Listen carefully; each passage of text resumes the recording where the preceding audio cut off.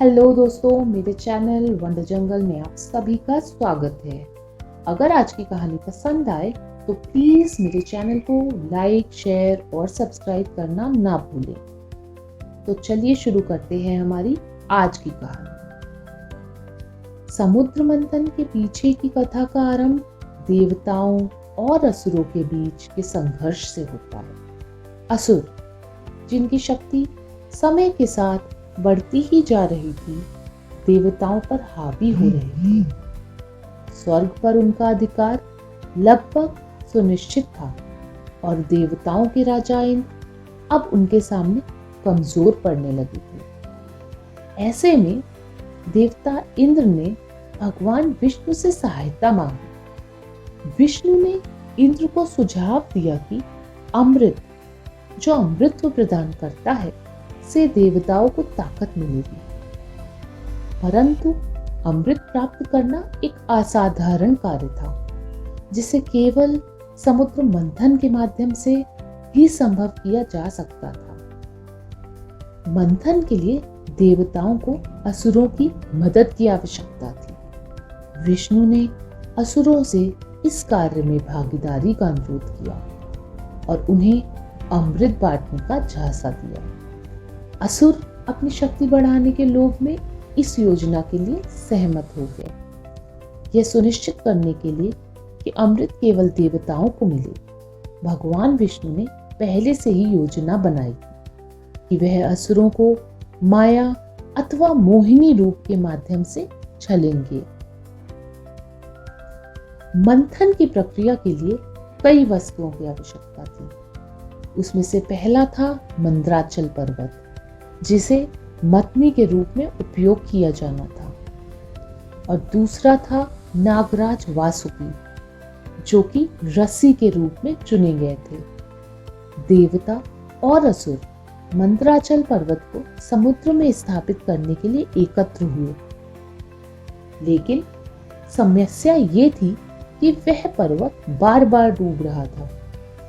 इसे स्थिर रखने के लिए भगवान विष्णु ने अपने कछुए अवतार का रूप धारण किया और पर्वत को अपनी पीठ पर धारण किया।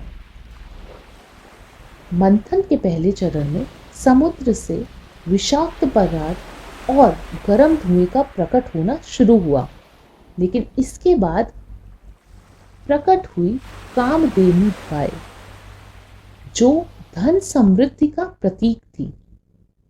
उसके बाद निकला कल्प वृक्ष, जो कि इच्छाएं पूर्ण करने वाला वृक्ष था, और फिर निकली मां लक्ष्मी, धन और वैभव की देवी। इन वस्तुओं ने देवताओं और असुरों को चकित कर दिया। हर वस्तुओं पर देवताओं और असुरों में अधिकार की लड़ाई होती रही, लेकिन विष्णु के हस्तक्षेप से यह समस्या हल होती रही। समुद्र मंथन की प्रक्रिया जितनी भव्य थी, उतनी ही अप्रत्याशित भी थी। अमृत की खोज में मंथन का हर चरण नई वस्तुएं और परिणामों को उजागर करता रहा, लेकिन इसी प्रक्रिया के बीच सृष्टि को चुनौती देने वाली एक भयावह घटना, हलाहल विषय का प्रकट होना।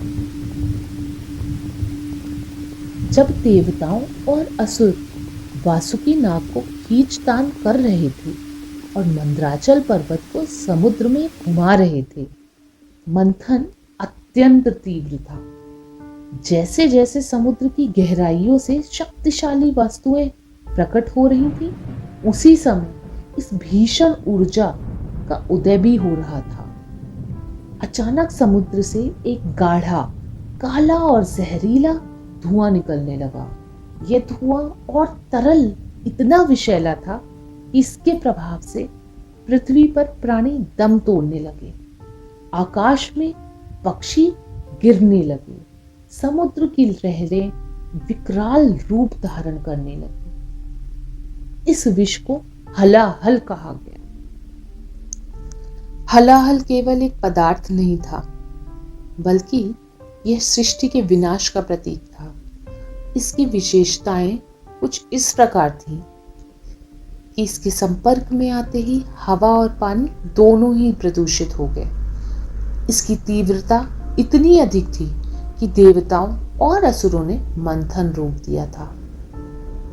विष का फैलाव इतना भयानक था कि यदि इसे तुरंत न रोका जाता तो पूरी सृष्टि समाप्त हो सकती थी। देवता और असुर जो मंथन के दौरान एक दूसरे से प्रतिस्पर्धा कर रहे थे, अब इस स्थिति में समान रूप से भयभीत हो गए। सभी ने इस संकट से उबरने के लिए भगवान विष्णु से मार्गदर्शन मांगा।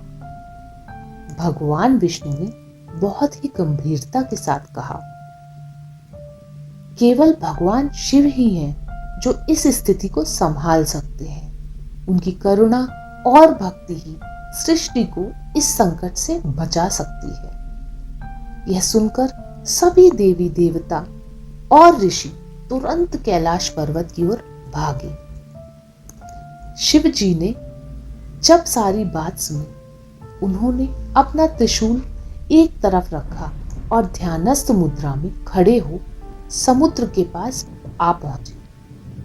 जैसे ही भगवान ने विष को अपने हाथों में उठाया, पूरी सृष्टि सन्न रह गई। यह पल अपार विस्मय और चिंता का था, जब देवी पार्वती ने अपने आराध्य शिव को विषपान के लिए तत्पर देखा। जैसे ही शिव ने गंभीर स्वर में कहा, देवी पार्वती, मैं इसे पी लूंगा, लेकिन इसे मेरे शरीर में न जाने देना। उनकी वाणी में दृढ़ता और करुणा स्पष्ट झलक रही थी। देवी पार्वती का हृदय इस विचार से ही व्याकुल हो उठा था कि उनके स्वामी इस विष का पान करेंगे जो कि पूरी सृष्टि को नष्ट कर सकता था। बिना एक पल गवाए उन्होंने अपने कोमल परंतु सशक्त हाथों से शिव जी को गले से कसकर थाम लिया ताकि विष उनके गले से नीचे ना उतर पाए। यह देवी की अपने पति के प्रति अद्भुत भक्ति और चिंता का प्रतीक था। शिव जी ने निशब्द होकर हलाहल विष का पान किया। क्षण भर में उनका गला गहरे नीले रंग में परिवर्तित हो गया, मानो नीला आकाश स्वयं उनके गले में आ बसा हो। इस अद्भुत घटना ने समस्त सृष्टि को चकित कर दिया। चारों ओर मौन छा गया और हर किसी की दृष्टि उस दृश्य पर ठहर गई। देवताओं और असुरों ने सहम कर इस घटना को देखा। देवताओं की आंखों में श्रद्धा और कृतज्ञता दोनों ही थे, जबकि असुरों के हृदय में भय और सम्मान का भाव था। यह वह क्षण था जब शिव जी ने नीलकंठ का नाम धारण किया, जो उनकी असीम त्याग और करुणा की प्रतीक बन चुका था। यह दृश्य न केवल उनकी शक्ति बल्कि सृष्टि के प्रति उनकी असीम प्रेम और समर्पण को दर्शाता था। यह घटना सिखाती है कि एक सच्चा रक्षक अपने सुख दुख से परे दूसरों के भलाई के लिए बड़े से बड़ा त्याग कर सकता है। जैसे ही शिव जी के गले में ठहरा विष, उसका सारा असर खत्म हो गया। पृथ्वी पर जीवन वापस सामान्य होने लगा। शिव जी का त्याग भावना सृष्टि को बचा चुकी थी। देवताओं ने शिव जी की स्तुति में कहा कि हे नीलकंठ, आप ही सृष्टि के संरक्षक हो। आपके बिना यह सृष्टि संभव नहीं है। यह घटना केवल एक कथा नहीं थी, बल्कि जीवन के लिए एक गहरा संदेश। भगवान शिव ने इस त्याग से दिखाया कि महानता दूसरों की भलाई के लिए अपना सुख का त्याग करने में है। यह हमें सिखाता है कि जिम्मेदारी और संतुलन ही कठिन परिस्थितियों का सामना करने के लिए जरूरी है। इस घटना को कथा के रूप में सुनना बच्चों और बड़ों के लिए प्रेरणादायक हो सकता है, क्योंकि यह हमें प्रेम, त्याग और संतुलन की गहराई को उजागर करता है। अगर आज की कहानी पसंद आए तो लाइक, शेयर और सब्सक्राइब करना ना भूलें।